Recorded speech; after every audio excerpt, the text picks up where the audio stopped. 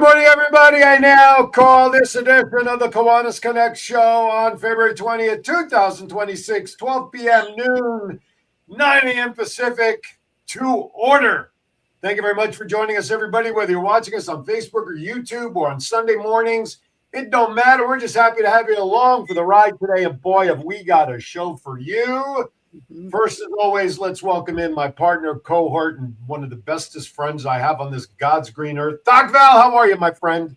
Aloha. I have to let you know that the sun is actually shining here.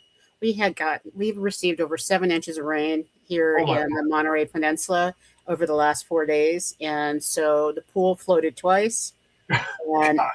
And although we have one of the most heavy-hitting topics I think that we've had in a long time today, I'm glad to be here with you all versus out bailing the yard. So I get it. The last 2 days here in Virginia Beach area, there's one word that describes what we have, and that is fog. Dense fog.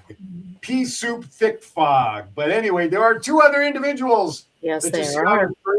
Not that they're bored and have nothing else to do. Thought they'd just sit around in the video chat room with us. They're here for a purpose. Doc Val, why don't you introduce our guests if you'd like?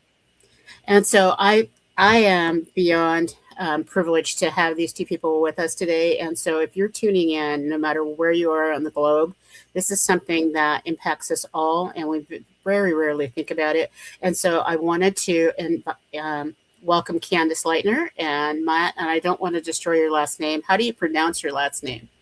Capilouto. Capilouto. I can repeat that over and over again. It's not like Jason Cherpazeski. Darn it, I did it again. How are you both? Candace, how are you doing? I'm fine. How are you? Okay. And Matt, how are you doing? Fantastic. And I won't brag about the weather here in Southern California. Where in Southern California are you? I'm in Temecula, which is very close, just slightly northeast of San Diego.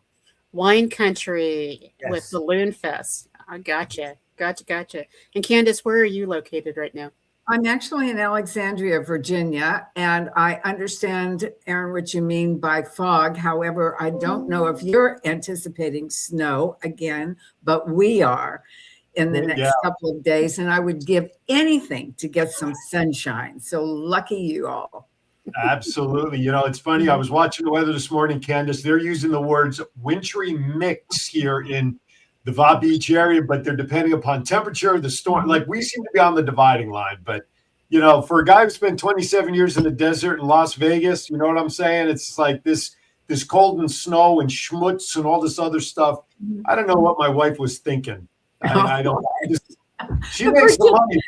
No, Virginia Beach is nice. I mean, I like Four Seasons. I mean, I'm from California, but I like here because I like Four Seasons. I like California too, but it's sort of enough now. It's just kind of ready for it to go, and really, I'm craving sunshine. I just almost wanted to fly to California just for a weekend to get some sunshine.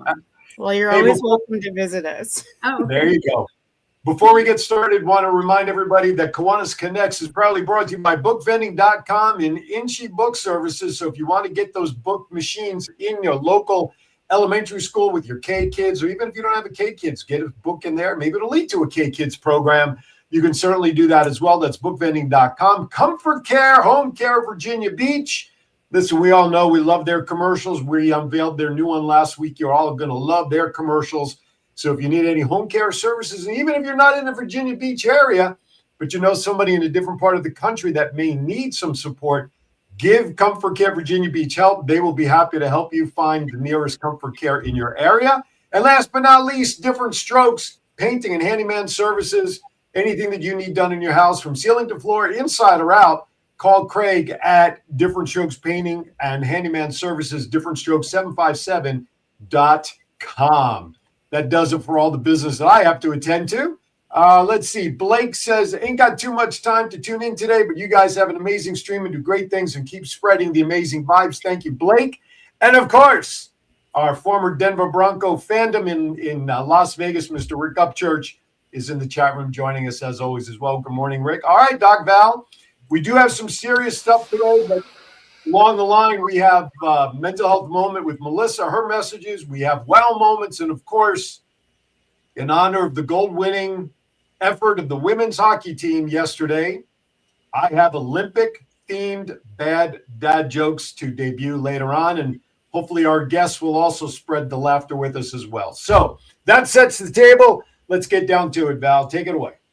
You know, one of the things is that when we talked about mental health moments, there are things that come up on a regular basis. And sometimes they're anniversaries of some really terrible things that happen in your life.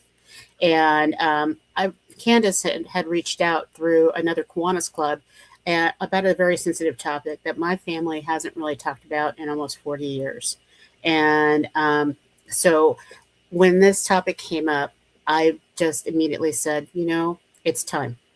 And so that's why Candace and Matt, it was whatever date you want to be here, please come. And that's because I really believe in the message that you're bringing, and most people are unaware of it. And so I don't want to steal any thunder, but I will share some of my story as you guys go along. And so Candace, can you introduce your organization to us? Well, I'm the founder of We Save Lives, which is the organization that is hosting the campaign we're going to be discussing. And I'm also the founder of Mothers Against Drunk Driving, as you know, as a result of my daughter's death from a drunk driver. And Valerie, but I'm really interested in your story too. So my story is that in 1988, my youngest brother was 15 years old, and he was in a home where someone was playing Russian roulette. This wasn't supposedly the first time that this had happened in that household. And he was shot and ruled brain dead. Stayed in a hospital for 2 days before they would turn off the machines because there was so much drama going on about this big accident. And it, to this day, is listed as an accident. Oh, interesting. And it basically destroyed our family at home because there are certain things that are not accidents, but our insurance companies, our police departments, all of these hospitals will list it as accidents to make it easier so that then you can close juvenile files. And so that is my story, because you can't even look up my brother and find the story behind his death. So what you're doing is so important. Well, I was going to say, and we'll talk more about it, but Matt, if our bill passes, then would she be able to go back in and get the death certificate changed? Well, and I'll emphasize again, and I apologize, I didn't know the cat was in the room. Pets are more than welcome for our show. With our bill, and I want to emphasize, and we'll perhaps get into the weeds of it, it is a starting point, and there would have to have been a judicial determination that somebody was held accountable, through a murder charge of some sort in order to have that death certificate changed. And that didn't happen, Valerie? There is a determination. It's in a locked juvenile file. But I think we're skipping way ahead, because most people are going, what the heck is going on here? And so Aaron has that look. And I know if Aaron has it, a whole another 100,000 people. So Aaron, straighten us out. No, I'm good, because I've not experienced what the three of you have. And so I'm sitting and absorbing the emotional impact that this misidentifier, so to speak, is. So let's backtrack. Obviously, everybody is familiar with MAD. You know, that's been around a long time. Let's talk about real quickly. Let's introduce both We Save Lives, what that is, and Matt's organization, Stop Drug Homicide. Let's give a little basis there, and then let's segue into maturing why those two organizations are getting together for the new campaign. I started We Save Lives about 15 years ago. It focuses on the 3 Ds, drunk, drugged, and distracted driving, although we've sort of broadened that a bit and work on drowsy driving and speeding, which is a real problem right now. And one of the things that we do, we have a campaign, by the way, before this one. And that was to change the word accident to crash, collision, or crime. So whenever the media talks about, oh, they were involved in an accident, we have gone after them. And we actually got AP to change their guidelines, encouraging media to double think or rethink this and start using other words, because we believe these are choices that drivers make, and they are. There's nothing accidental about driving drunk, drugged, or distracted, or speeding, or anything else. They're choices that they make. So the term accident is absolutely incorrect. And that's how We Save Lives has been going for the last 14 years. We have several campaigns, including one called National Passenger Safety Week, which is now the last week in January, designated by NHTSA. Over 70 organizations participate in this campaign. It's something I thought up about 4 years ago, 2022, and was fortunate that the National Road Safety Foundation believed in it as strongly as we did and partnered with us. And now it's a big thing, and it's actually in other countries. I just thought it was really important that we start focusing on passengers, empowering them to speak up and speak out whenever they're in a car with a driver who's going to make a dangerous or reckless decision. And we have other campaigns, 100 Safest Days, which starts in a couple of months. I don't know if you know this, but during the summer, it's the deadliest time for teen drivers. For the months from May to September is the deadliest time. So we've launched a campaign along with several other organizations, and we now call it the 100 Safest Days of Summer, encouraging both parents on how to guide their teens on driving safe. And that's also a really big thing. And then we have another campaign, and I'm going to mention it to you all because I want you to do this. It's called But Not While Driving. So I'm going to ask you to add that on your cell phones and mobile devices, hashtag But Not While Driving. So anytime you respond to a message or send a message, people know it's not while you're driving. And that helps make distracted driving socially unacceptable. We have other campaigns as well, including the one we're going to talk about next, but those are just some of the things that we've done from and we also, by the way, did petition Apple to add a do not disturb on your mobile devices. It took us a year and thousands of signatures, but they did. So you can now add and go into your phones and mobile devices and insert do not disturb, and it won't disturb you while you're driving. It won't ring while you're driving unless it's an emergency. Wow. And I knew that there was a reason why you were here. And a big part of this is we have the largest student-led organization of service clubs in the world, and that's called Key Club. Key Club is in a majority of high schools. We have almost 250,000 Key Clubbers around the world. And just in Las Vegas alone, we have, I think it's almost 4,000 high schoolers where this could be a service project that they could wrap their arms around. Absolutely. Throughout the summer. And so these are, if Aaron thought I had lost my mind when I invited both of you, I think now he's like, okay, he's got it. But, on as we're moving forward, it's like, Matt, I know that you're also here representing your program. And so can you share a little bit about your program? Sure. I don't know if I'll be have quite as much going on as Candace. She's been phenomenal with everything she's done in her life of activism. But I was thrown into this world a few years back when I lost my daughter, Alexandra, age 20. She was a college student. She died from fentanyl poisoning, and I'll explain that real quick. My daughter was home from college for Christmas break when she unfortunately reached out to a drug dealer on the social media platform Snapchat in search of the painkiller Percocet.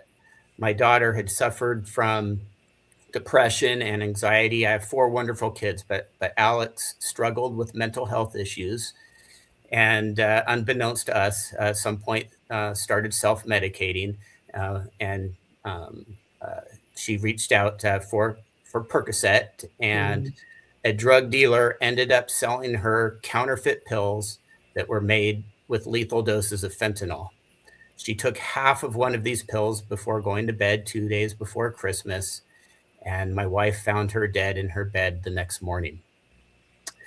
When the police showed up, they came in, and after basically a very short investigation, sat my wife and I down on our couch and said, it appears your daughter died of a drug overdose, and there was nothing criminal here. We were left in shock. And over the course of the next 2 weeks, and I want to mention, this was back in 2019 when very little was known about fentanyl back then. But I soon learned of these counterfeit pills that were going around, marketed as prescription medications. Got into our daughter's phone, and we saw that she was actually seeking Percocet. And it kind of snapped with me at that point. My daughter did not die of a drug overdose. Yes, she did not make a good choice to purchase what she believed was a prescription drug illegally, but had she received actual Percocet, she's alive today. And I went back to my law enforcement, my district attorney and my sheriff at the time, and I presented it to them in this way. And this kind of opened their eyes to what was going on, because they were starting to see a lot of deaths at this point, but nobody was really putting 2 and 2 together, that these are not traditional types of drug deaths. And soon an investigation was opened. I'm going to cut out a lot of details here, but 2 years later, the drug dealer in my daughter's case was arrested on federal charges, distribution of a controlled substance resulting in death. He sits in federal prison today.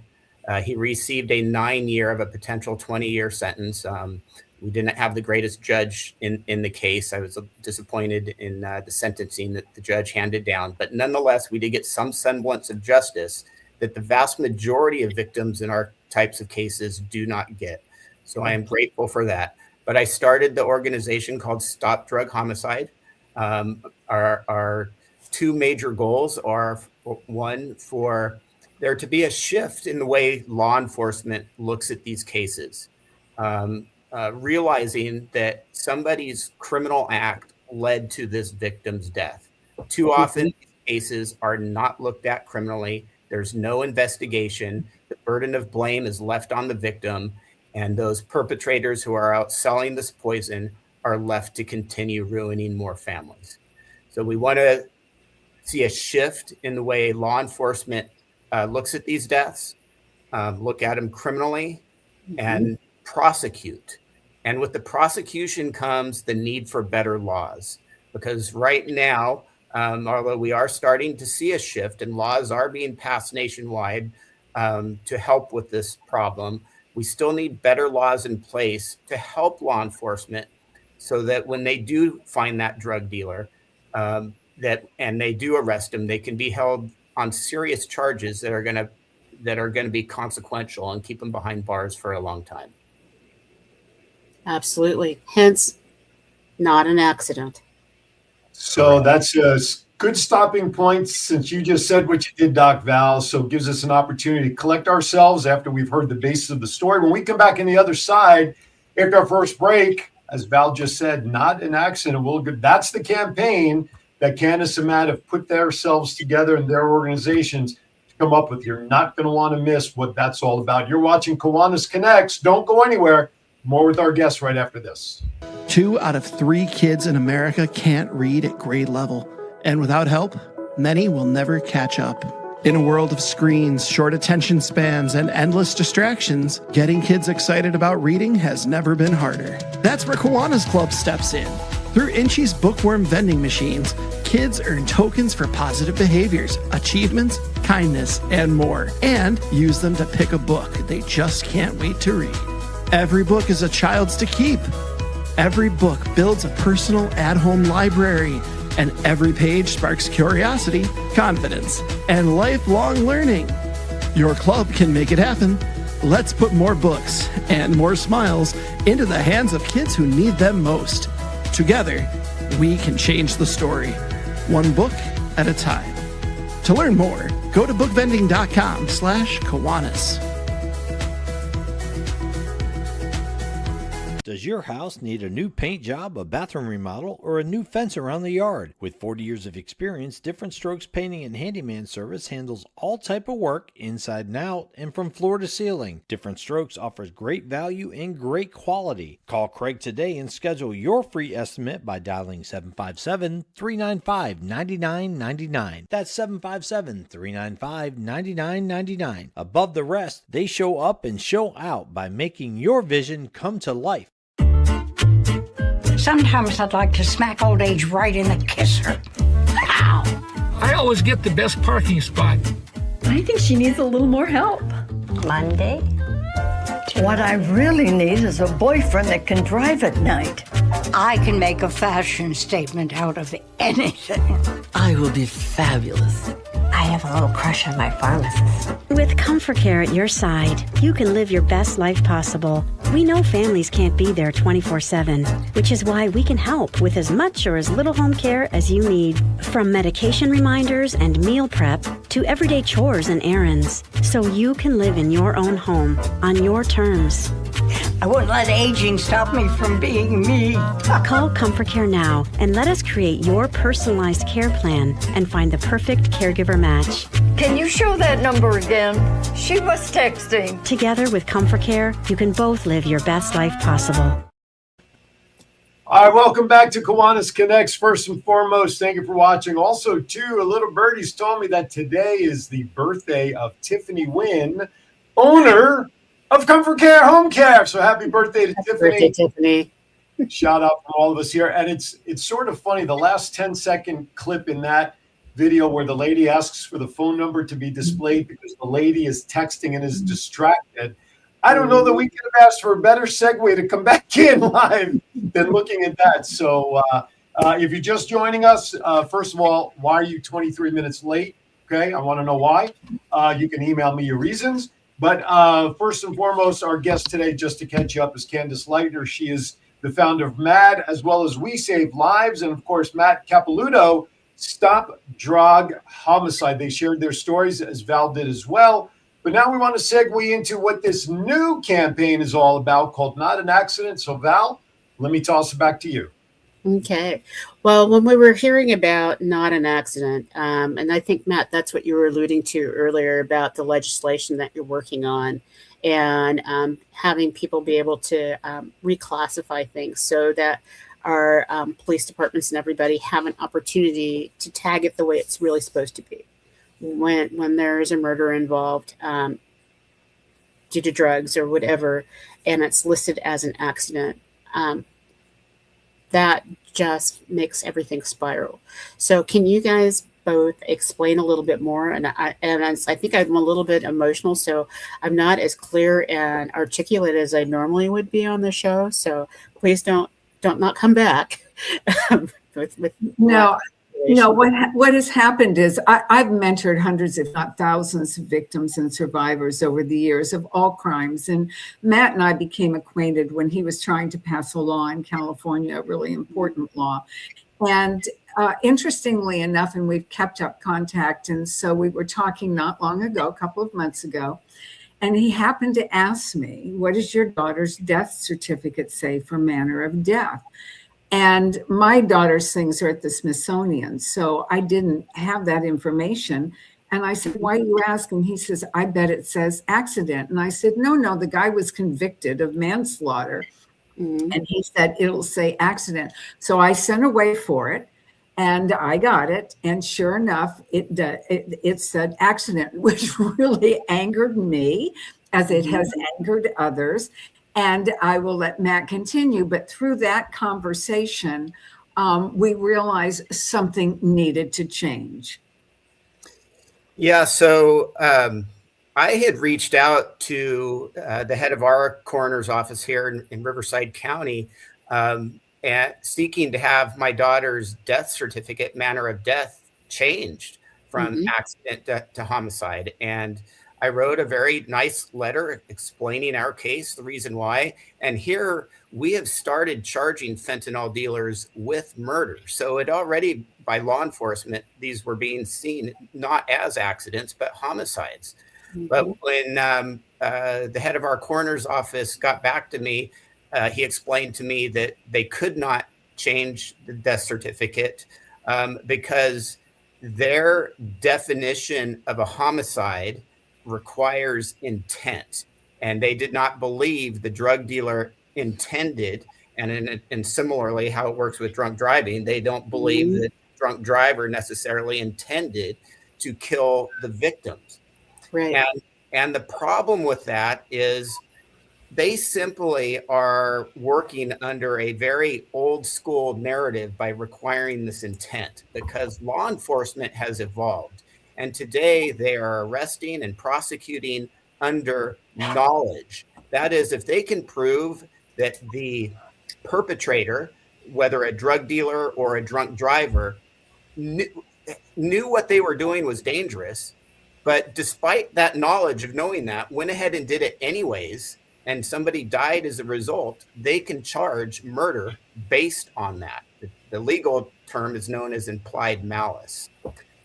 So that's why we are seeing arrests and prosecutions. If somebody knows what they're doing is dangerous and they disregard that knowledge and do it anyways, they can be arrested for murder.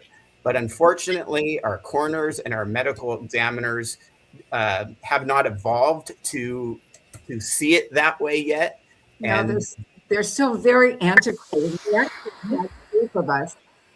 Two of us were parents of children who had been killed by drunk drivers, and three of us were parents of children who had been killed by fentanyl poisoning.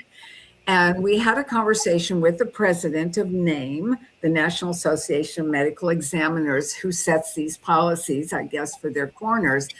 And frankly, I personally thought it was sort of a waste of time, but I have a different way of looking at things than maybe a lot of other victims and survivors do, because 5 minutes into the conversation, I'd already decided to start this campaign. I was just ready to move on, but everybody else was still so angry. I mean, therefore, oh, well, we've done it this way for 20 years and blah, blah, blah. But we're going, these people are now being convicted of murder, and you're still calling it, yes, well, this is the way we've done it for 20 years and blah, blah, blah. And I really thought he dismissed us, to be honest with you, and dismissed the pain and grief that went into this conversation. And so, like I said, within 5 minutes, I was already mapping out not an accident campaign and what we were going to do. And as soon as we hung up, I said, all right, gang, this is what we're going to do. We Save Lives is going to start a campaign. Matt, you want to do this with me? And he said, absolutely. And I would like to point out this. In terms of manner of death, coroners and medical examiners, they have 5 categories that they can choose from. It's homicide, suicide, natural, unintentional, and accident. Those 5 categories were established in 1910, and they've never talked about antiquated. Correct, and so they without that intent, they just put them as accident. But my question is this: how can you really even prove that a person didn't intend to kill the person? You can't prove that either. So accident just doesn't fit right. At the very least, put undetermined. Which was on Carrie's first death certificate, by the way. When I got them, I got 2. The first one said undetermined, because I'm sure they were waiting for the crash investigation to be completed. And so to me, logically, that sounds right. But then the second one should have said homicide, and it didn't. It said accident, even though they described the way they die, which is horrible to read on death certificates. And then you look at manner of death and it says accident. And so this has to change, and it's going to change. And that's what Not an Accident campaign is all about. It is creating change, something I've been doing for the last 45, 50 years. And so we launched this campaign, and I know that you have the the website up. And the first thing we did was launch a petition that people are signing that says this needs to change and this is what it should be. And this is to the coroners and medical examiners and anybody else actually that creates this policy. And then we asked organizations who would support this to join us. Right now, we have about 30 organizations from around the country who support this idea and concept.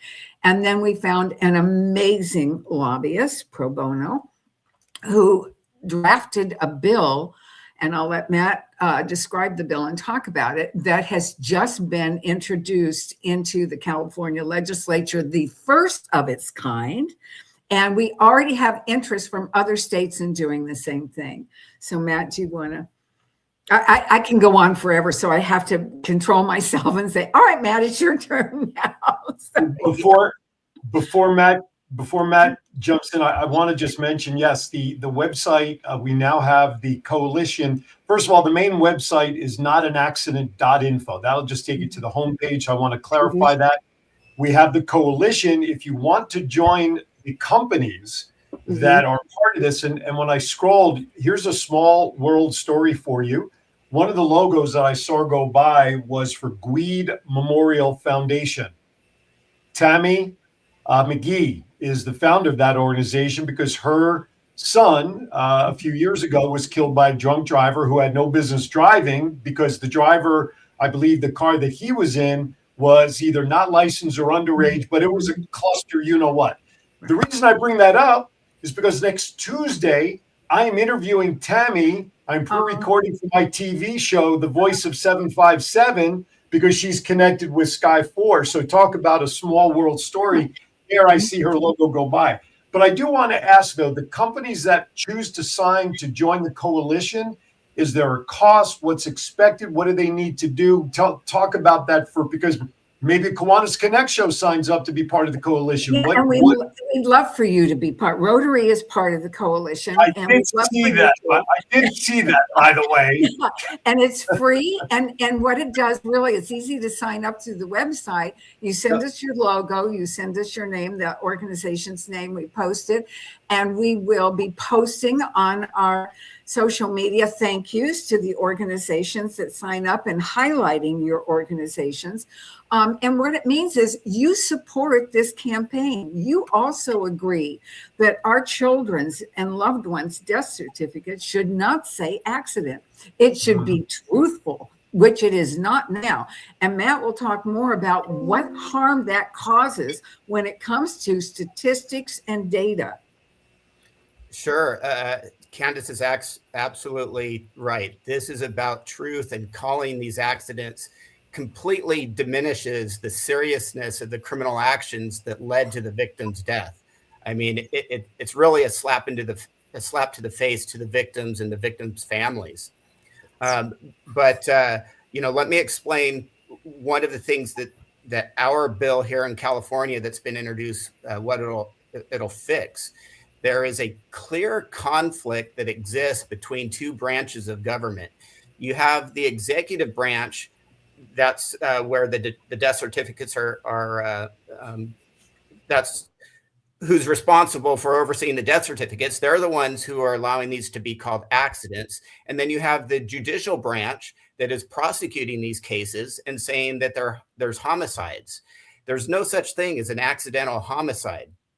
So what our bill will do is, if there is a case, and this is going to, there's going to be a lot of more of the drunk driving convictions at this point than the fentanyl related ones, because we're just starting to really see these fentanyl prosecutions come to life.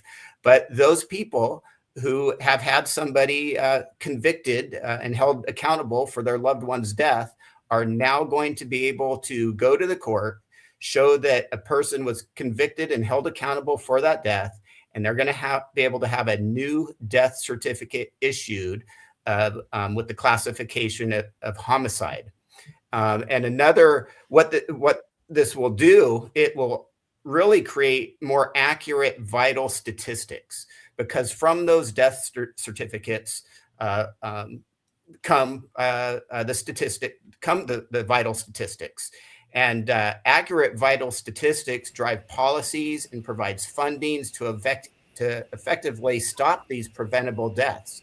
So accurate data leads to more effective policies and money more efficiently spent to stop these, to combat these types of deaths.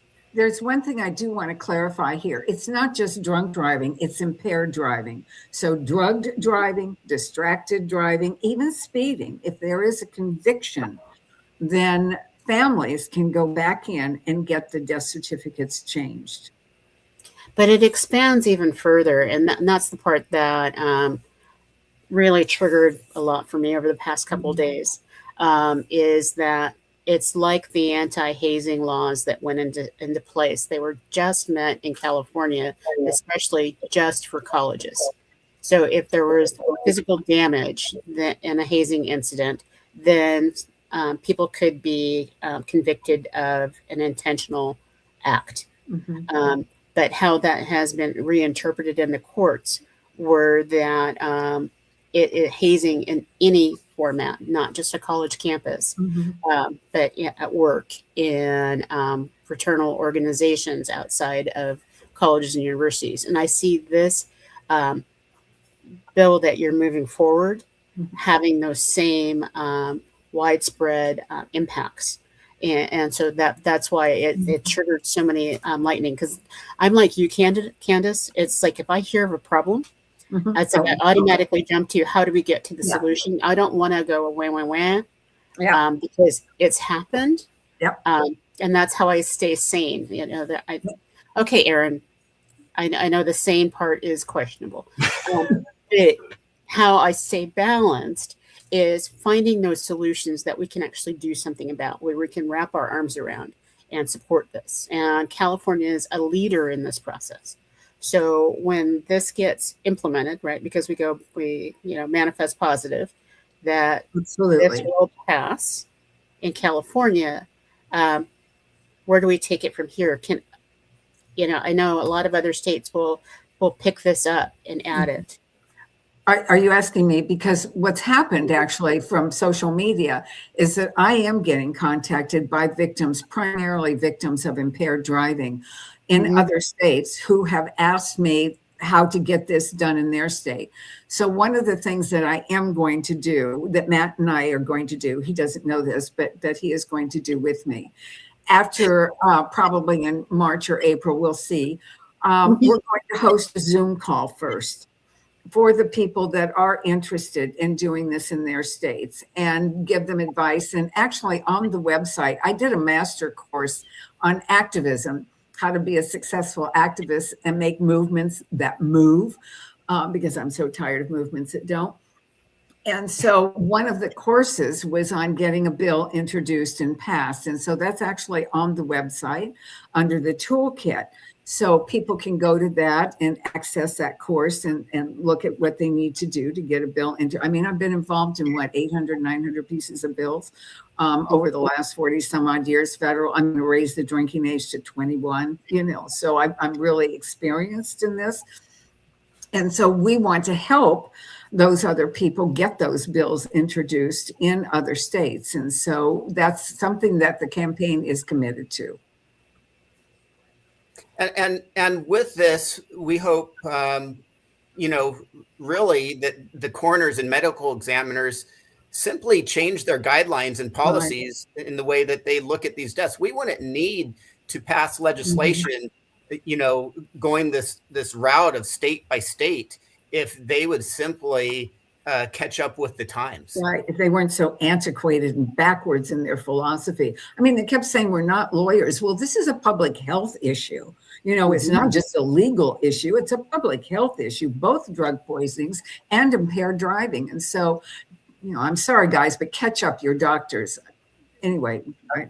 Absolutely. No, that's a great point. What I'd like to do is step aside for a final break. And real quickly before we do that, though, I've been having the crawl go across the bottom of the screen about donations. Real quickly, with about 60 seconds before break, the donations that are received, where does the funding go to for the cause? It pays for the campaign.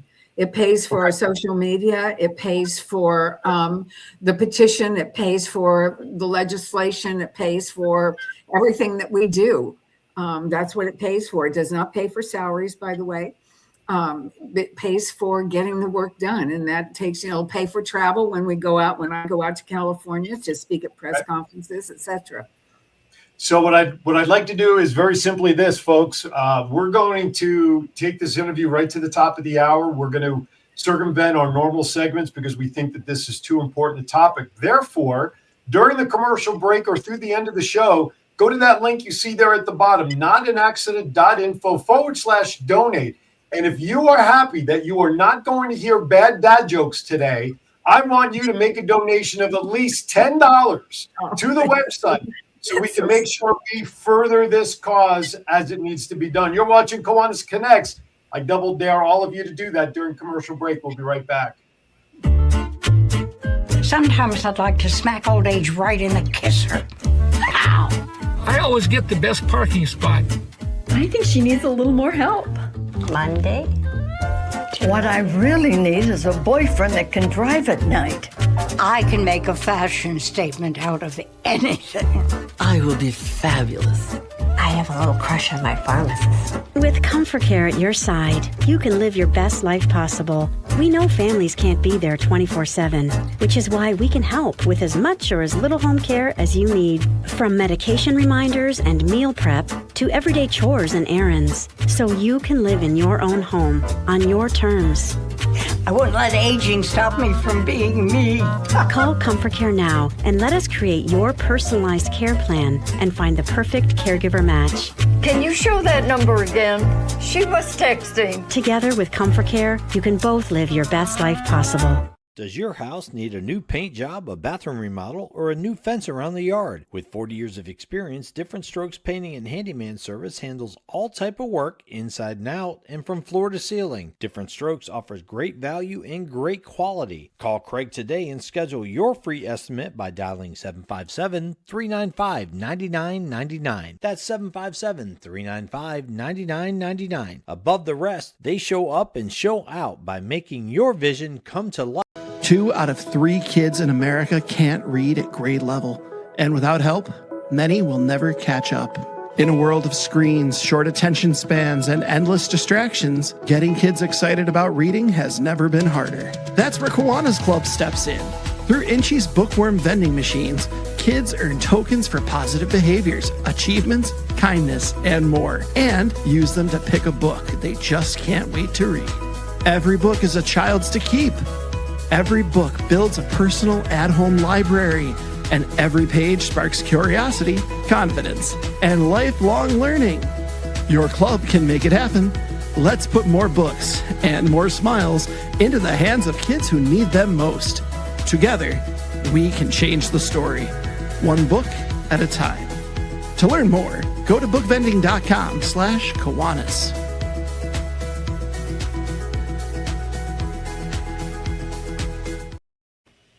All right, welcome back to Kiwanis Connects. During the commercial break, yours truly has made a donation because I don't have to hear myself do bad dad jokes today.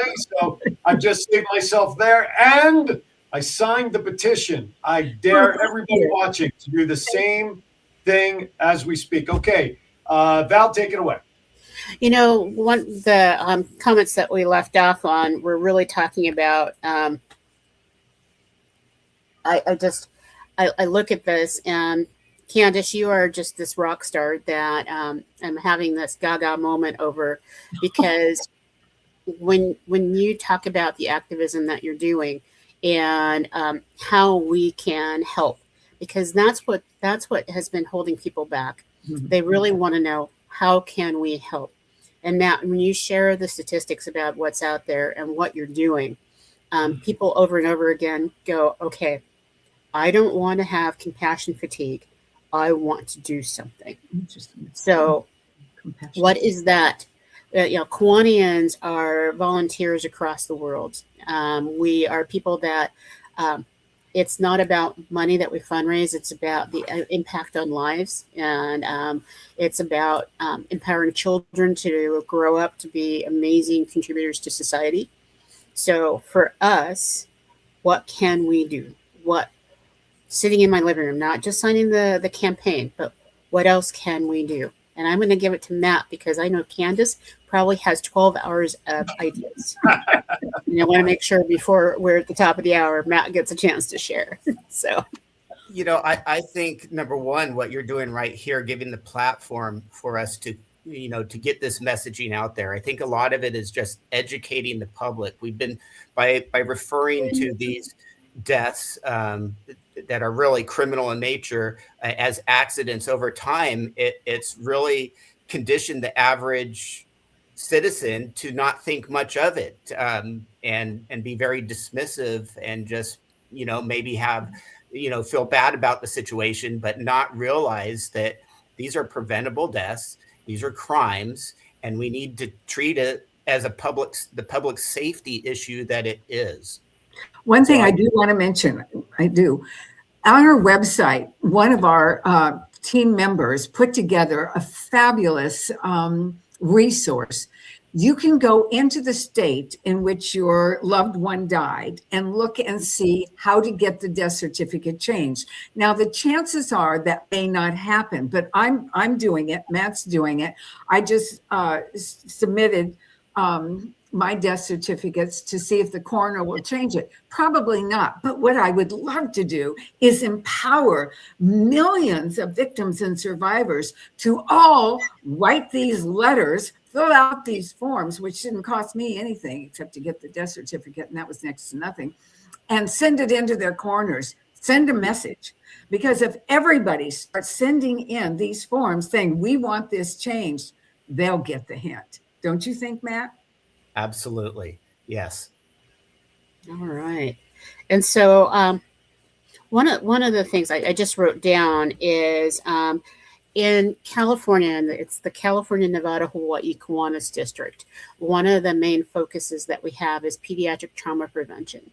And there are lots of grants within our pediatric trauma prevention program that we have available both to our high school students and our Kiwanis clubs.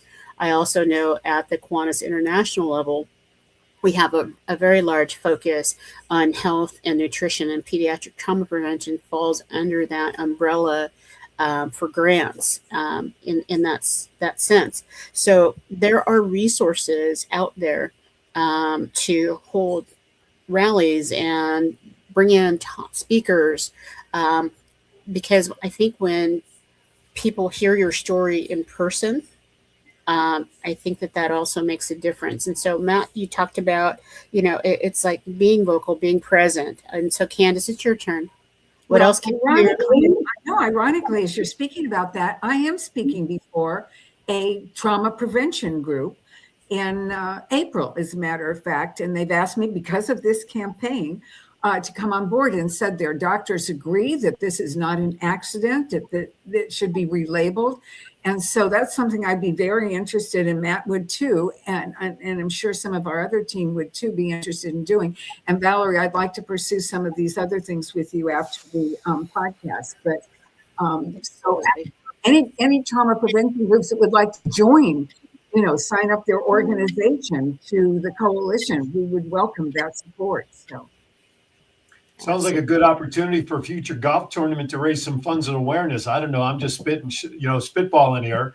Or speaking at a major conference, or all of those great things. I mean, there's so many opportunities. When you've got Kiwanis in nearly 80 countries around the world, and not to mention our power here in the United States, there's no reason Kiwanis' logo should not be scrolling across on that website before Rotaries, by the way. I just thought I would say that alphabetically, and be on board with this. So we'll take care of that. We'll take care of that. Do you have a minute for me to share a Kiwanis story? Absolutely. Sure. So back when I first started, Matt, I'd never spoken in public before. I didn't know how I would get nervous and scared whenever I'd get up and read a poem. I used to write poetry. And so I was invited by my little local Kiwanis in my neighborhood to come and give a speech. And I'd never, ever done it before. And they had a timer. I don't know if you remember this. This was many years ago. But they had a timer, and they would turn it over when you started to speak. And at the end, which we had all discussed up front, they would then let me know what I should and shouldn't do. and how I should present myself. So I got up and I spoke. This was right after my daughter was killed, because as you know, I started MAD 4 days after she was killed. And so I got up and I started speaking, and I had some notes and whatever. And when the timer was done, I wasn't done, but they turned it over and they let me finish. And when I was done, they looked at me and they said, you did so many things wrong, and don't change a word. And I will never forget that. And they all came up and talked to me afterwards and said, don't change a word. You spoke from the heart, and that's what counted. And that really, I have to tell you, helped build my confidence to continue going out and giving speeches. So I just wanted to share that. It's all right. We Kiwanians always give true feedback. So,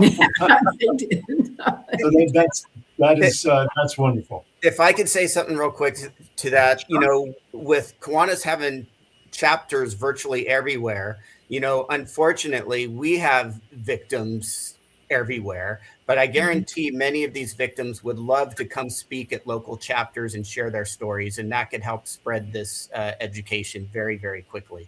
Mm-hmm. Absolutely. And so if you're watching this, please share it. I know that we're in midterm season or mid-year season right now. And for us, mid-years are conferences where people get a chance to get together, talk about service projects that they might pull into their local communities. And we are in over 30 regions within the domestic United States. Wow. And then there are another 20 internationally, where people are always looking for speakers and presentations, because we want to be relevant when we're helping people out. And I can't think of anything more relevant than this. That's a universal that we're dealing with. And Aaron, we just need to keep making sure that we're supportive and doing the right thing.